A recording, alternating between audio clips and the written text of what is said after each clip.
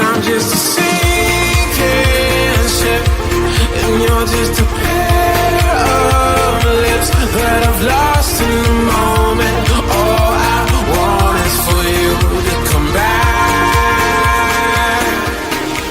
Now I'm caught in the middle of life, and I need.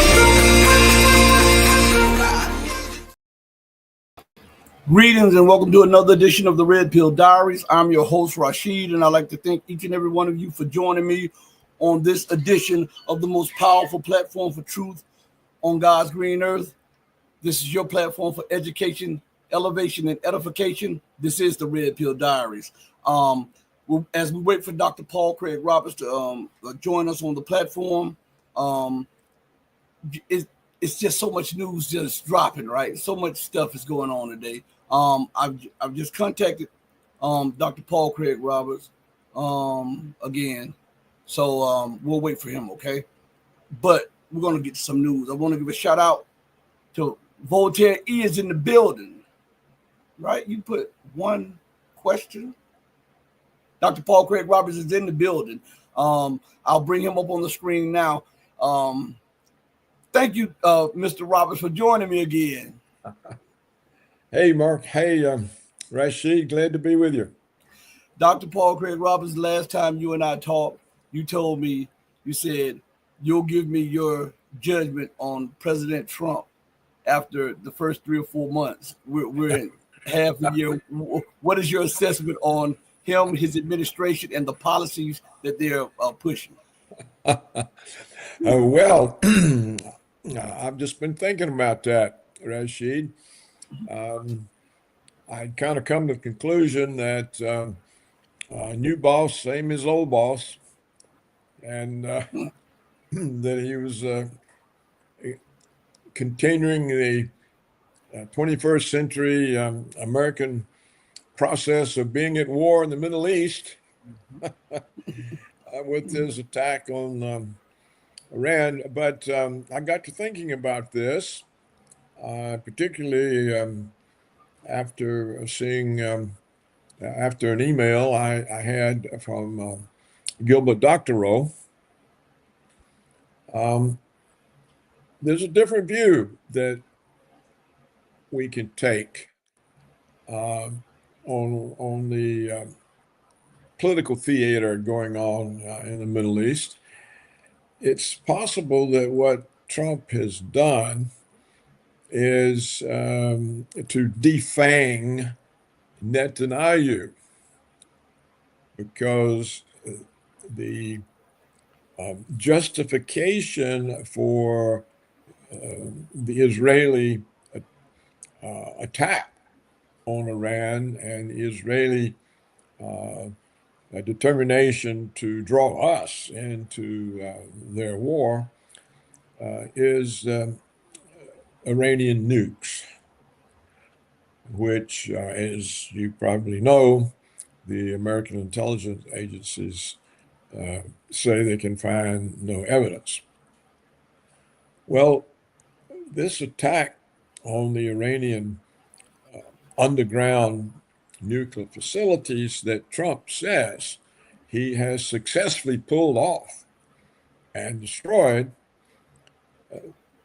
that removes Netanyahu's justification for war. Trump says, okay, it's all over. They don't have these facilities anymore. And therefore, Trump declared a ceasefire and a peace between Iran and Israel. And apparently, both sides accepted it. So, what amounts to political theater seems that it's working to stop that conflict and to prevent Netanyahu from using the great influence that Israel has over the United States from drawing Trump into the war. Now, we can't know if Dr. Rowe's assessment is correct, but the passage of time will tell us But it does seem that he has a good case, because we do know that the attack, both by Washington on the Iranian underground facilities, was political theater. The attack didn't do anything to those facilities. And we know that the Iranian retaliatory attack on the American base in Qatar was also political theater. The Iranians warned us in advance, and we moved everything out, and there was nothing there to be hit. So it's entirely possible that Trump has used a cleverly managed piece of political theater to defame the ability of Netanyahu to bring about an Israeli-American war with Iran. So let's hope that this interpretation that comes essentially from Gilbert Doctorow, who's a thoughtful person who watches these things, is true, because that will give us some breathing room. It will hold MAGA America together, because Trump was in danger of splitting his own movement. You know, the component of MAGA Americans that are Christian Zionists, they're all for the war with Iran, because they've been taught all their life that God's purpose for America is to save Israel from Israel's own violence. Whereas the other part of MAGA America, they want Trump to deliver his domestic agenda. And it's very difficult to focus on domestic agendas if you're at war abroad, particularly with anyone who's formidable, which Iran would be. So it may be here that all of his bluster and aggressive behavior of Trump has succeeded. And if you look, the administration is very insistent. They destroyed everything, and even Tulsi Gabbard has gotten on board. And so maybe Trump has had a big success. I can't say anything other than that at this present time. It certainly looked as if he was in Israel's pocket, as he has been, and was being led with a ring through his nose by Netanyahu into another war. And that's what it looked like, but it may well be he defamed Netanyahu, and that this thing, at least for now, is over. I can't say one way or the other, Rashid, but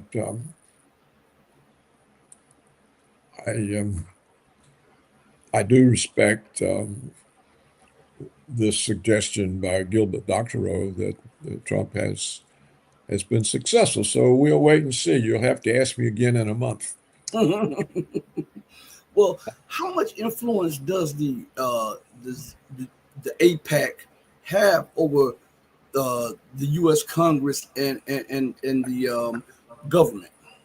Oh, it's tremendous influence, very heavy. Look, don't you remember? No sooner than Netanyahu had unleashed genocide on the Palestinians, and the U.S. Congress invited him to come to the United States and explain why this was all legitimate. And it was Israel's self-defense, and so this genocidal maniac comes to Congress and gets 53 standing ovations. Well, that shows the extraordinary power that Israel has over the Congress, and we have seen them successfully use every American president since George W. Bush to destroy their opponents in the Middle East. We've destroyed Somalia, Libya, Iraq, Syria, and essentially Lebanon. The Hezbollah is decapitated. And so 5 of the 7 countries that was on the list to be destroyed have gone down, and it looked like we were starting on the 6th. And recently, the Israelis added Pakistan to the list. Mm-hmm. And I'm sure Turkey would be the next. So for them to commit the United States for the first quarter of the 21st century to destroying Israel's liberty opponents in the Middle East, it shows tremendous power. And of course, the American media has supported every one of these wars, every one of them based on lies. You remember Saddam Hussein's weapons of mass destruction, which didn't exist.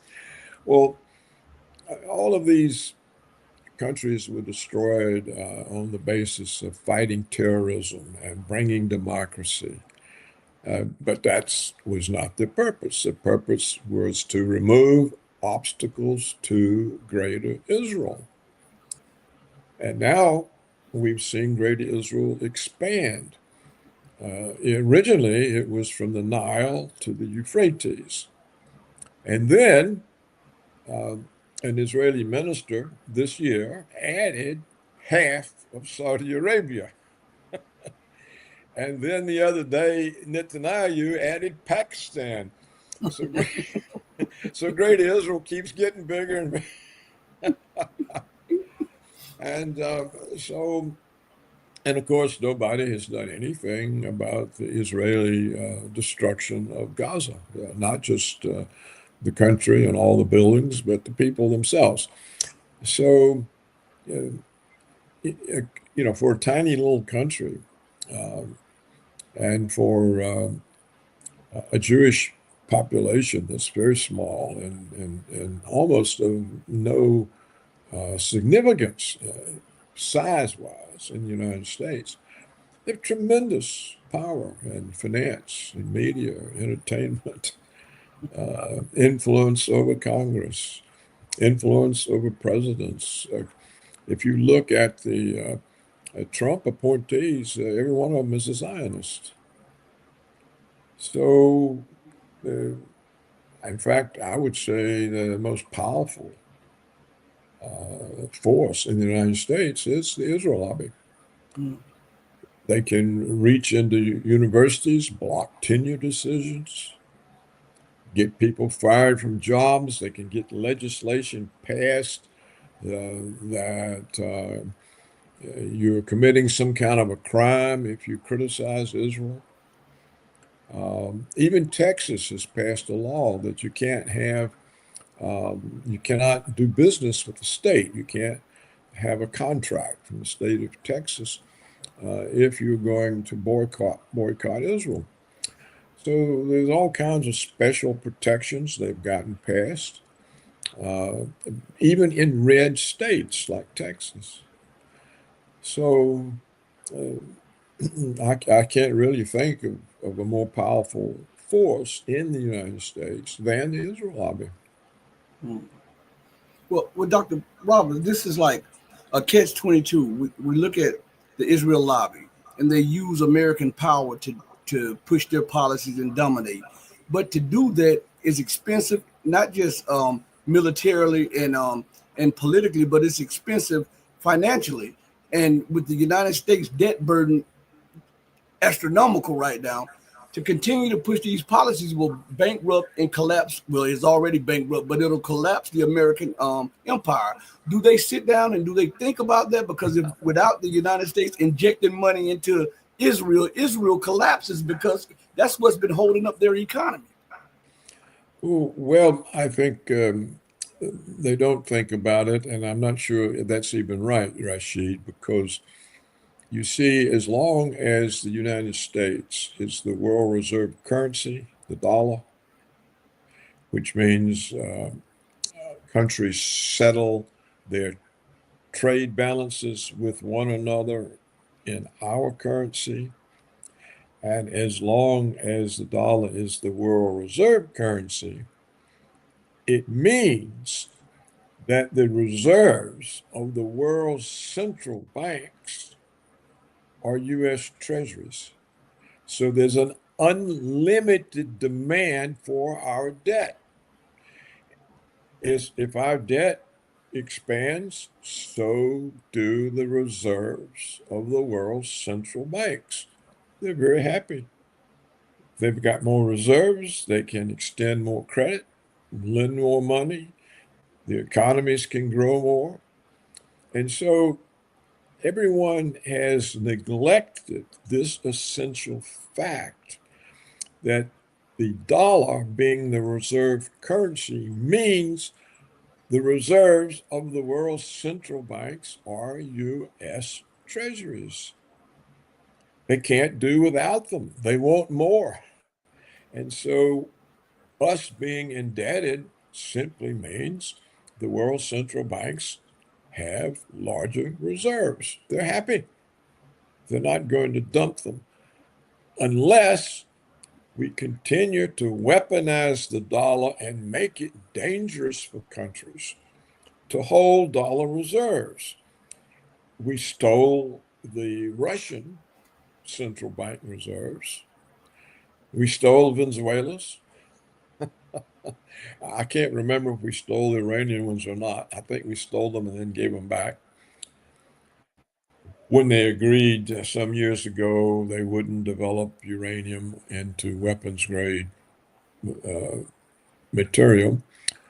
So the inability to trust the dollar because it's being weaponized has led to the formation of BRICS. It's the only reason BRICS exists. And they're trying to find a way to settle international balances without using the dollar. Well, if that continues and the dollar loses its role, then the American debt becomes a real problem because people won't want to hold the debt in the form of treasuries as bank reserves. They'll want to hold something else, gold or some other reserve currency or some basket of other currencies. So that's when the American debt would become a problem. And of course, Rashid, it's never a problem for us to pay it off. Why? Because our debt is denominated in dollars. We can always print the dollars and buy the bonds. So the notion that we can't pay the debt back is totally false. We can pay it back whenever we want. Just print the money, buy the bonds. But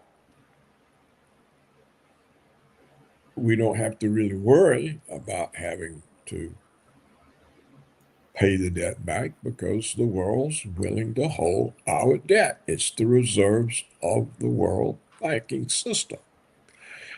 So I think instead that the danger of the Israeli influence over the United States is that it allies us with a war criminal government.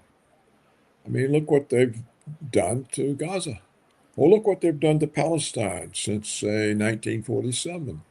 They've stolen the whole country from the Palestinians. They've evicted village after village. We now have 3 generations of Palestinians who were born and raised in refugee camps outside their own country. So when you get associated with that type of inhumanity, that kind of inhumane behavior, it ruins your own reputation. And I think that that's the real danger of the Israeli influence over the United States. It also means that you get maneuvered into a position where you simply can't say certain truths because they're unacceptable to Israel. And so they get branded anti-Semitism. And then they get laws against anti-Semitism. Look what happened even in our prestigious Ivy League universities when students protested the genocide in Gaza. The kids got kicked out of school. If they were foreign, they got picked up and sent out of the country. And so we're supposed to be a free nation, free speech, the Constitution, First Amendment. You can't open your mouth. When Israel can close the mouths of Americans, which is what they are able to do, you see, Rashid, if I had a position right now on an American university faculty for what I've just said, I'd be fired. I'd be fired right now in the middle of the program. If I worked for an American corporation and I said what I just said, I'd be fired. Right now, I'd already be fired. I've already said enough. So that's the real situation. That's the real power. They can control our mouths. They can control what we're permitted to say. They can control whether we're permitted to protest against the evil things they do. So that's the real danger of having this kind of influence over us. And of course, the Congress it can't say a word. It has to stand up and give a mass murderer standing ovations. Well, this is humiliating. This is humiliating. So basically, we are a country that is routinely and continuously humiliated by the Israel army. One of the one of our people in the chat says, "Why is the purchasing power of the in the U.S. so weak?" Let me put it up here. I don't know what he means, the purchasing power. If he means the ability of the dollar to buy things is declining, yes, that's true. The dollar, when I was a kid, $1 was a lot of money. Yeah, me too. And so was a nickel. So was a nickel. So was 10 cents. Mm-hmm. 10 cents was the price of the Saturday afternoon double matinee. 10 cents was the price of a Pepsi Cola and a moon pie. As kids, we used to go around construction sites because construction workers would leave their empty Coca-Cola bottles Yep. and Pepsi Cola bottles, and they had a 2-cent deposit. So if we picked up 5 bottles, we had 10 cents. We could afford to go to the Saturday afternoon picture shows. Or if you had 10 cents, you could get 2 Hershey bars or a Hershey bar and a Baby Ruth. And it was real money. I saw the other day where somebody in the Congress has introduced a bill simply to eliminate all American coinage because it won't buy anything. It's not the only effective coin is the quarter, but a quarter won't buy anything. So they're talking about a member of Congress has introduced a bill to eliminate pennies, nickels, dimes, quarters. And of course, a $50 has already disappeared. You never see one anymore. When I was a kid, a $50 was a substantial amount of money. Mhm. Now, I didn't know anybody that got 50 cents for an allowance, a weekly allowance. The big allowance was a quarter. And so it's inflation. What causes the inflation? All kinds of things, endless number of things. So, and of course, a big factor in reigniting inflation was the mandated lockdowns from the COVID hoax, because that closed a lot of businesses. It removed a lot of supplies of goods and services. Some of the business never reopened. It destroyed supply chains. Uh, and when you have a reduction in supply, but not a reduction in demand, prices go up. So the latest igniter of inflation or reigniter was the COVID lockdowns,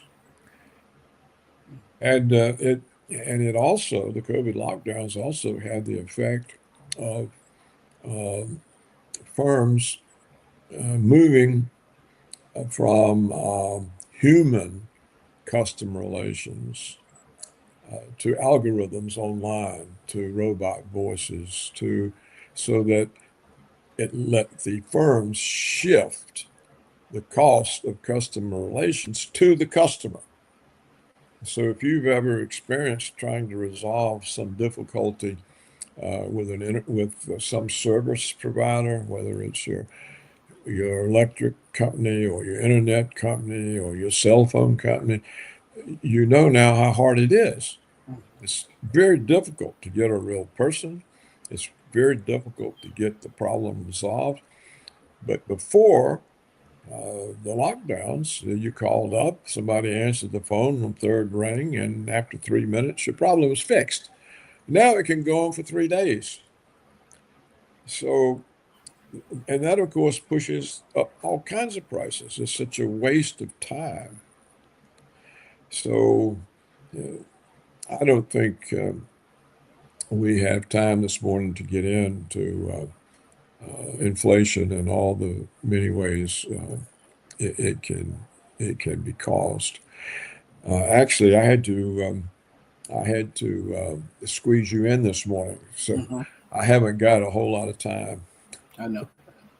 Oh, well, Mr. Roberts, what is going on? What do you think about the situation that's going on in the Ukraine, and why hasn't the United States fully extricated itself from there and continue to escalate?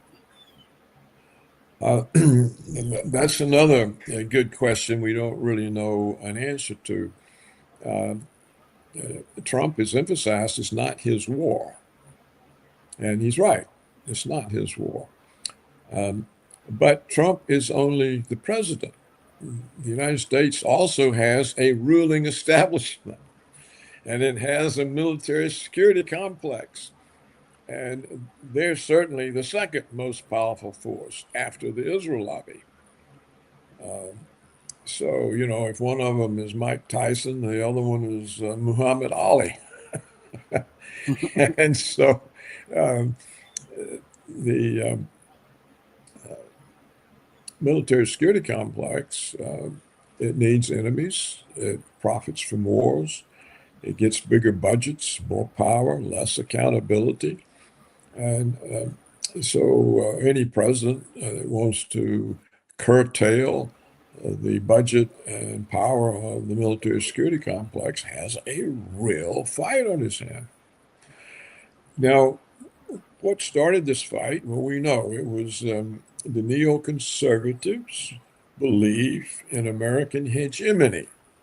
And here was Putin bringing Russia up to our kind of standard, our kind of level, and certainly militarily.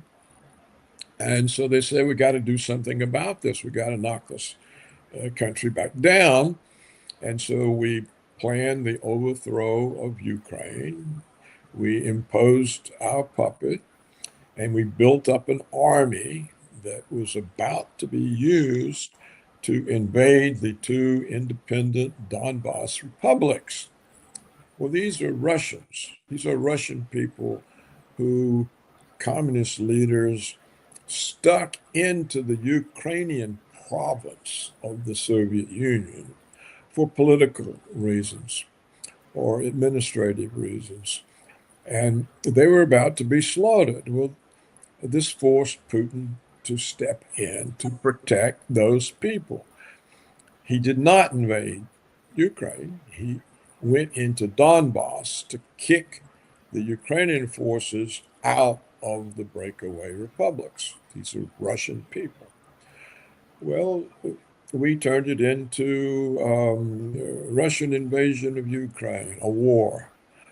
And then we started supplying Ukraine with more and more and more weapons. We said we would never give them, but we did.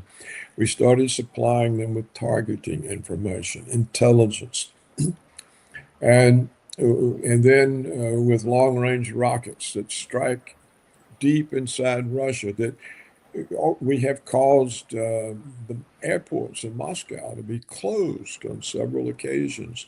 And recently, some fool green-lighted a missile attack on the Russian strategic bombing fleet.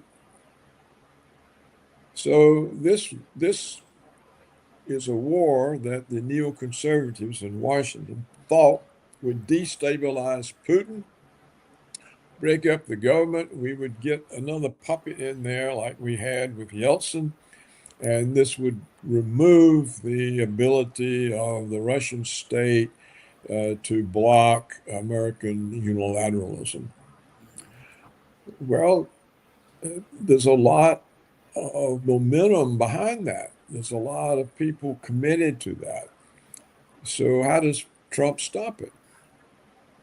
Well, he tried to stop it with negotiations, but he didn't go about it in a successful way. The war is not really between Ukraine and Russia. It's between Washington and Russia. Ukraine are our proxies. So it's Washington that controls the war. And the only way it can be resolved by negotiation is for Putin and Trump to sit down and say, this is my view of the deal. This is my view of the deal. And what can we do to get these views merged so we can end this? Well, this hasn't happened. Trump has evaded that responsibility. He's dumped it on to Zelensky, and Zelensky says, I don't accept any aspect of the Russian demands. So nothing happens. And it gets more and more dangerous because somebody, Rashid, green-lighted an attack on the Russian strategic bombers. Now, under Russian war doctrine, such an attack requires, on Russia's part, a strategic response. Strategic generally means nuclear weapons. Well, Putin evaded that. He sidestepped it. He said, well, it really wasn't a military attack. It was a terrorist act. It's terrorism.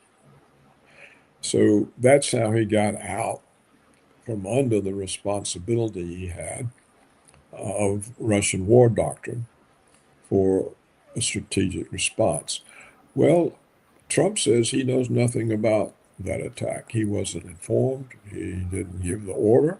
So look what that means. It means somebody almost caused nuclear war between the United States and Russia, and it wasn't the president. The president knew nothing about it. Well, who was this somebody? How did that happen? And there's no effort to find out. There's no investigation. This is a very curious thing, that somebody green-lighted an attack on Russian strategic forces that, under Russian war doctrine, requires a strategic response from Russia. and the President of the United States knew nothing about it. So who is the third party who can give an order that would bring the U.S. and Russia into nuclear war, except the fact that Putin sidestepped the issue and didn't accept that that was an act of war? Well, how many times can he do that? What will happen next time? And so it remains a very dangerous situation. Now, of course, Trump could simply turn off the money and the weapons and the diplomatic support for Ukraine, and that would end it because it can't continue without our weapons and money. But he hasn't done that either. So I assume it's just the constraints imposed on the presidency by an established policy that favors the interest of the military security complex. And it's a powerful force, and it's proven so far too much for Trump to overcome, assuming he's tried. Yeah. Last question for you, because I know you're busy and you fit me in. If that happens again, do you believe that Russia would be forced to honor its doctrine and strike a strategic strike? You know, I don't know. I don't know how much Putin can get away with. How many times can you pretend that nothing has happened when everybody in Russia knows something has happened? The military knows it. The hardliners know it. Elements in the government knows it. The former president of Russia, Medvedev, knows it. How many times can Putin say, well, it didn't really happen? Maybe he can do it again. But a third time, probably not. You see, I don't think Putin gets all the credit he deserves for avoiding war. We've given him every excuse to really lash out. He doesn't do it. And I think because he understands that the United States cannot win a conventional war with Russia, and it'll go nuclear because the United States won't accept defeat, and that nobody wins a nuclear war. It's just the end of everybody. And so he would rather accept humiliations than to see a nuclear war. So he should be praised for that. This is a humane person, reasonable, rational, non-provocative. We should be making friends with him. We should welcome this. Instead, we demonize him. Well, he doesn't get credit. But on the other hand, the fact that he is so reasonable and unprovocative invites provocations because he doesn't do anything. So being a good guy has a downside, and the downside is by not responding to provocations, he invites more, and they get worse. Then they get more dangerous. It never occurred to me that anybody would be stupid enough to attack the Russian strategic bombing force. We know that that's a no-no. That's a launch of a major war. And nobody would have expected Putin to ignore it. Well, now that he did, you can see whoever's behind all of this aggression in the West thinking, he'll put up with anything. So let's do something worse. And at what point does it become too worse to be ignored? And we don't want to find out, Rashid. If we want this to stop, we don't want to provoke it to the point that he has to do something. Nobody will benefit from that. So, but there's no, you would think everybody in the country would be saying, who in the world gave the green light for that? That was reckless. The whole world could have gone up. How is it possible that somebody green lighted that and the president doesn't know about it? But there's no discussion. No, there's no investigation in Congress. It's not mentioned in the media. So, the whole world could have been executed and would have been if Putin had followed the Russian war doctrine. Mm. And how many times, you asking me, how many times can he refuse the responsibility of his office before people say he's got to go? Now, if he goes, we're not going to get another guy like him. We're going to get some hard-line guy who's going to put up with nothing. You're not going to get another humanitarian that wants to avoid conflict. Not now, not after all of the humiliations and turmoil we've put Russia through, all the sanctions and the demonization and the disrespect. They're Russian nationalists. They're fed up. And if Putin goes, we're going to get a hardliner. We're not going to get an American puppet. And we get a hardliner, then things are going to start busting loose. So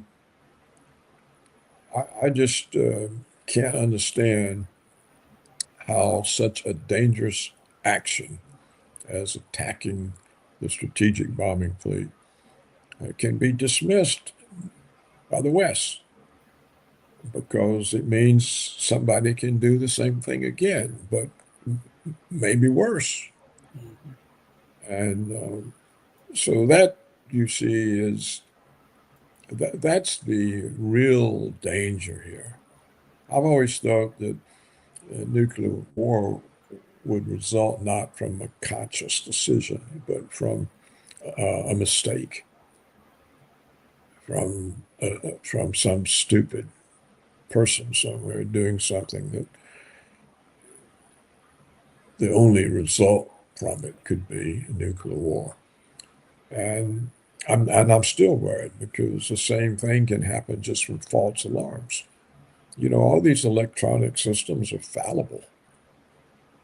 And if during the whole Cold War, both the United States and the Soviet Union were receiving false alarms of missile attacks.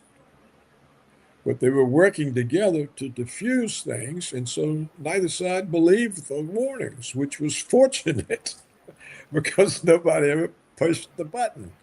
Well, right now, there's such hostility between the United States and Russia, and no one's working together, that these warnings will be believed. And the button will get pushed. So we could all be gone just because a false alarm. A false alarm could do us in. And certainly whoever's running around green lighting attacks on Russian strategic forces, if we don't find out who's doing that and stop it. So these are the questions that I think are important, and they're not getting any attention. None. I keep talking about them, and no one else does. There's no one says, "Hey, he's right. This is dangerous." It's just ignored. So it makes it difficult to see how the Earth is to survive. Well, thank you, Mr. Roberts, for coming on the platform again. I hope to have you back on soon. I know you're busy. Hey, be safe and be blessed, and I'll talk to you later. I look forward to it, Rashid. All right. Goodbye for now. All right. Bye-bye. Everybody, listen, thank you for joining me. We got a lineup this week. Later on, right now, we're supposed to have Carl Zong, but I think that's fungible. We might have to reschedule because of his schedule, but we also tomorrow we'll have journalist Kiji Noy on. We'll have The day after that, we'll have journalist Tariq Amar on. Friday, we'll have Mike Mihalovich on. We're going to have a blockbuster week for you guys. I'm working hard to try to get you guys the guests that you deserve for your support of the platform and the channel. I really, really, really, really, really, really appreciate everything. So as we go off, I always say, do right by others, not because there's some material gain or because there's some accolades behind it, but do right by others because it's the right, humane, and the godly thing to do. Because even when no one else is watching you, remember, God Almighty is watching you. He sits high, but he looks low. Know that I love each and every one of you who loves the truth, but know that the love that I have for you will always pale in comparison to the love that God has for you. Until we next speak again, stay strong, stay true, but remember above all things to stay righteous. Hey, mama, your baby boy loves you more than life. Deuces, everybody. Thank you all. We're out of here. Peace.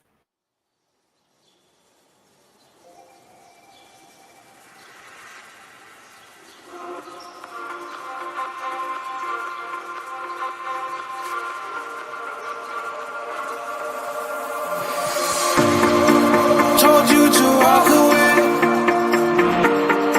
That was my first and last mistake. I'm blue without your face. But what can I do? 'Cause I'm just